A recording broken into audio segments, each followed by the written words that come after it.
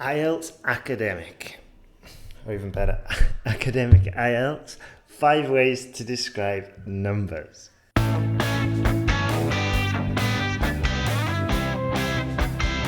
You are now listening to the IELTS podcast.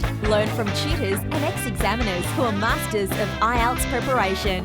Your host, Ben Worthington.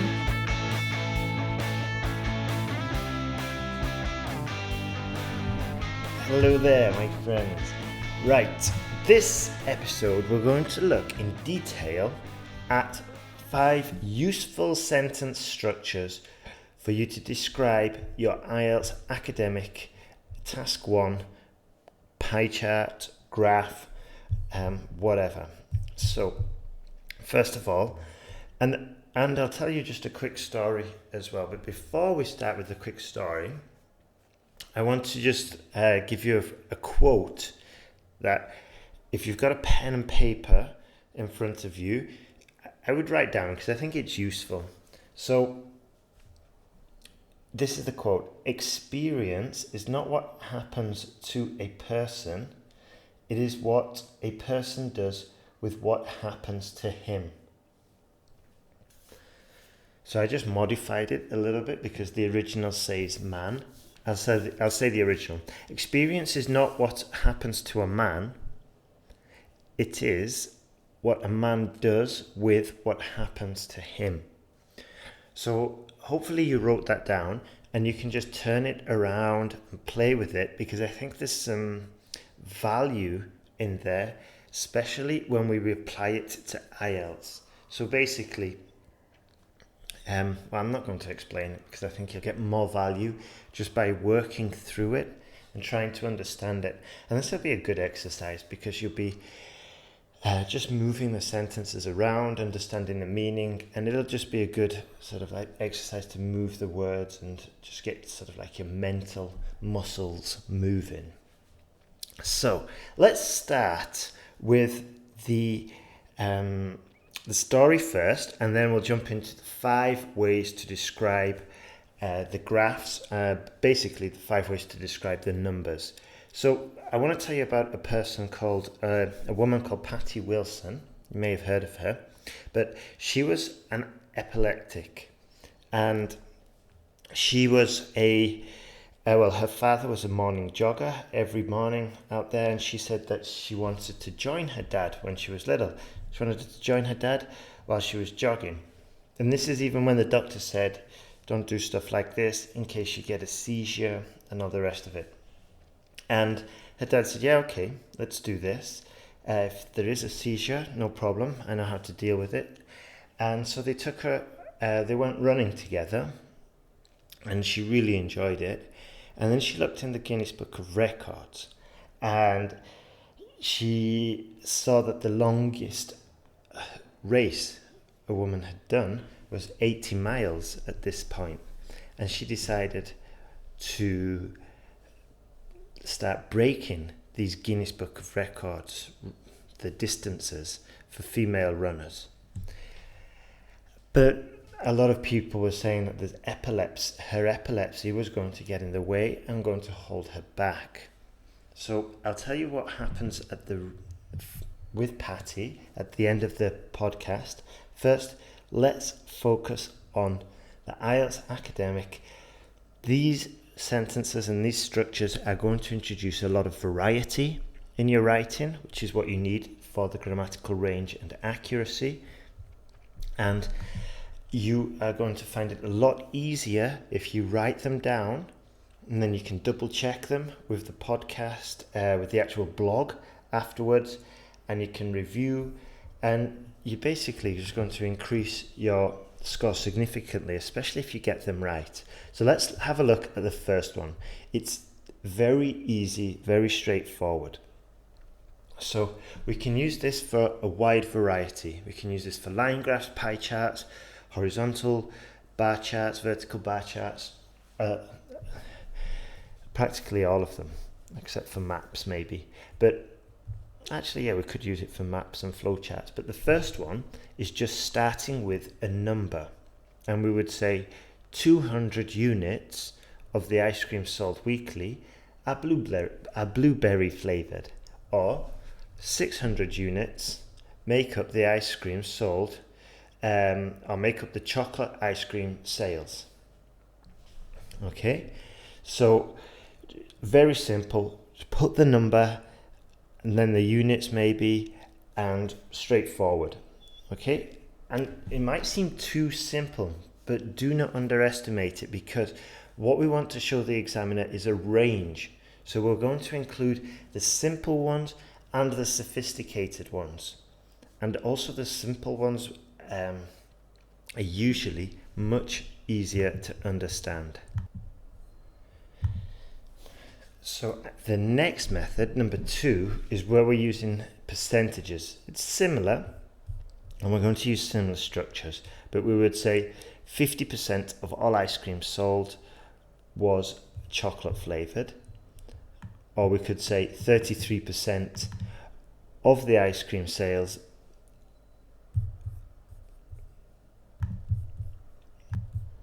Sorry, 33% of the ice cream sales were the vanilla flavoured option. And just quite straightforward, really. And do not, like I said before, do not underestimate this. It sounds very simple, but the key here is just to have the variety in there. It's just to show the examiner that you're aware, and try, if possible, try to avoid using the same structures all the way through. So this is why we're going to use different ones. Also, here's another tip. If your sentence starts off with, for example, 200 units of the ice cream sold were blueberry flavoured, it's usually good practice to keep using numbers for the rest of the sentence. So for example, 200 units of the ice cream sold were blueberry flavoured, 100 were vanilla, and 200 were chocolate. Full stop. We do not mix them. I mean, you can, but it's just easier to follow if we just keep it one style for one sentence. So we do not say 600 units of chocolate flavoured ice cream were sold, 20% were blueberry flavoured, and 10% were vanilla, or whatever. Can you see? That's just confusing, because it is hard to get to grips with those numbers. So far, we've got the numbers at the beginning, and this is like the description. And then we'll have maybe another sentence with the percentages.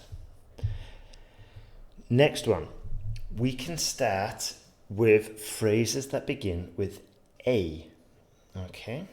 And we would say, a small number of sales, or a small number of chocolate flavoured ice cream was sold in 1997. Okay? And we can use a huge number, we can use a large group, we can use a small group, and very importantly, we can use a minority or a majority. And the minority and the majority are good for the pie charts. So we could say a majority of, a majority of students preferred the chocolate flavoured ice cream. So some more examples. Imagine we have a bar chart and a horizontal bar chart, and it shows the percentages of students of languages studied, and it shows that 19% study German, 19% study Spanish, 94% study English, and 23% study French. So if this was the case, we could say a minority is shown to represent those studying German, Spanish, and French. We could say a very large number choose to study English, according to the Eurostat survey. Actually, what I would do here is just move that, and I would put a very large number at the end. So I would say, according to the Eurostat survey, a very large number choose to study English. And that just makes it a little bit easier to follow. So that's another structure we can use. We can say a small number, a huge number, a small group, a large group, a minority, and a majority. And you can be quite flexible with this. You can start it all with a very large number, or you can move it around just to improve comprehension. And according to the Eurostat survey, a very large number choose to study English. Okay, and in other podcasts, I've gone into detail why that sounds much better than the original version, which was a very large number choose to study English, according to the Eurostat survey. Anyway, let's move on. So the next two styles of phrases both begin with of, with the preposition of. So we can use of in two different ways. The first one can mean taken from. Okay, so we can say of the research made, of the data gathered, of the observation made.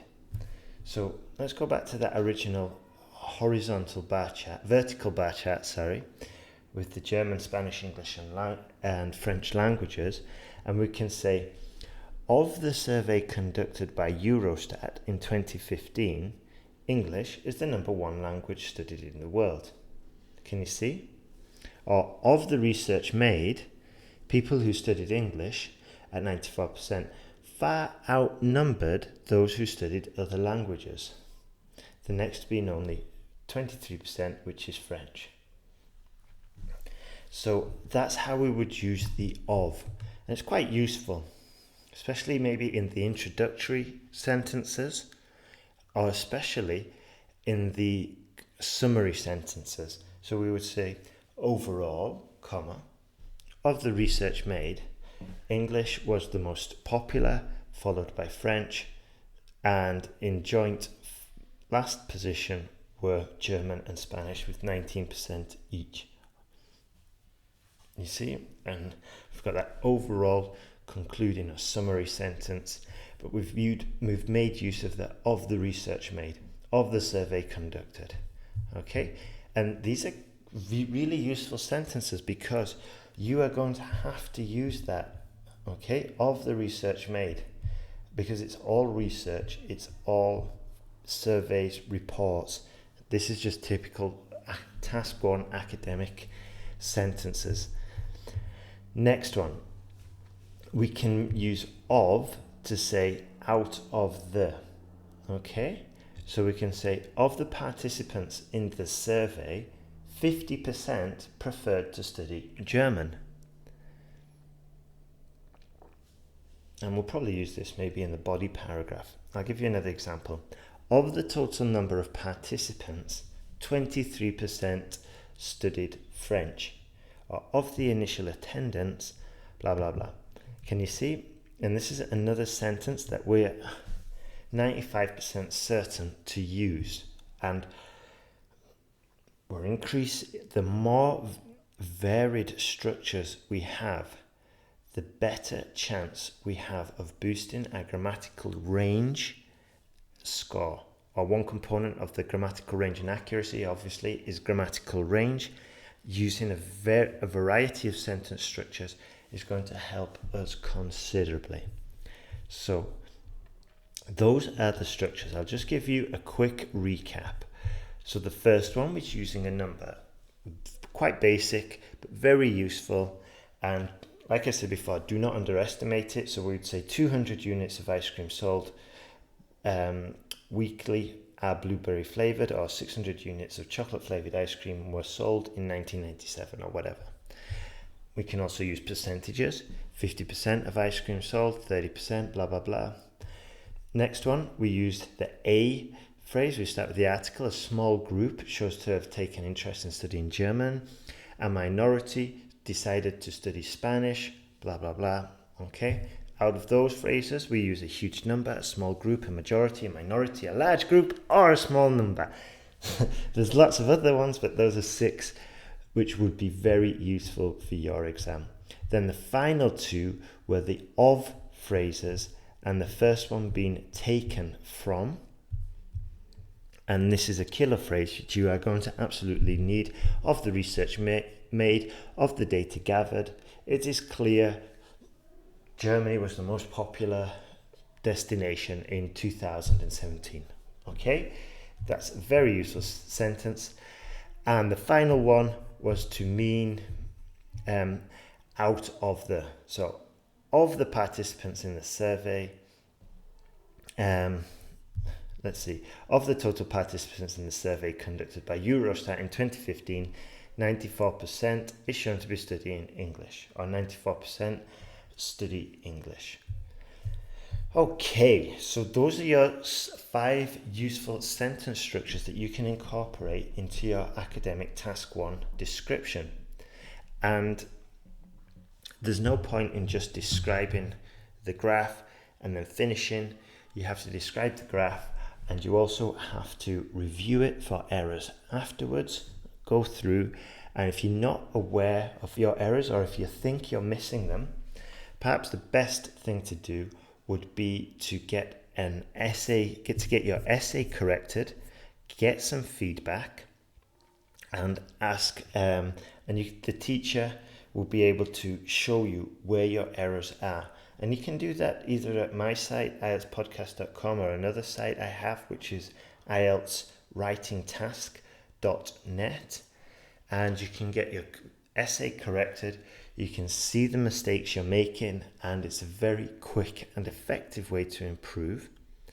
Now, the final thing, 2 more things I want to say. If you're in a rush and you just need a simple structure to follow for describing your academic task 1, a structure that will help you identify what information to choose to include, a system to help you organize your thoughts and your description for your academic task 1, then have a look at sentenceguide.com, and it's got a whole course dedicated especially for IELTS academic task 1. Now, the final thing I want to say before we finish is about the runner I told you about, Patty Wilson, and the epileptic runner. Doctor said that she shouldn't do it. Her dad started taking her on his morning runs, running side by side. She loved it. She got more involved. She got more determined. She decided to study. She decided to study IELTS. No, she decided to start breaking Guinness World Records, and she started off from Portland to Oregon, which is something like 150, and then slowly breaking them.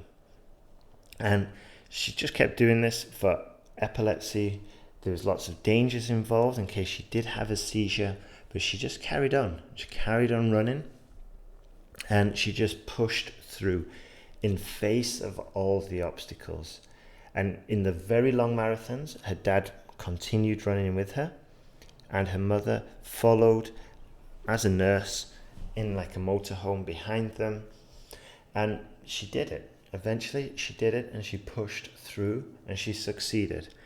And I just wanted to tell you that story because in face of any of the difficulties that we're having, that if you're persistent and you're determined, you will eventually get there. Okay? Have a fantastic day, and if you need any help with your IELTS preparation, send me an email. I'll reply, tell me the situation, and trust me, together we can do this, and you will be able to pass IELTS. Have a fantastic day, and good luck.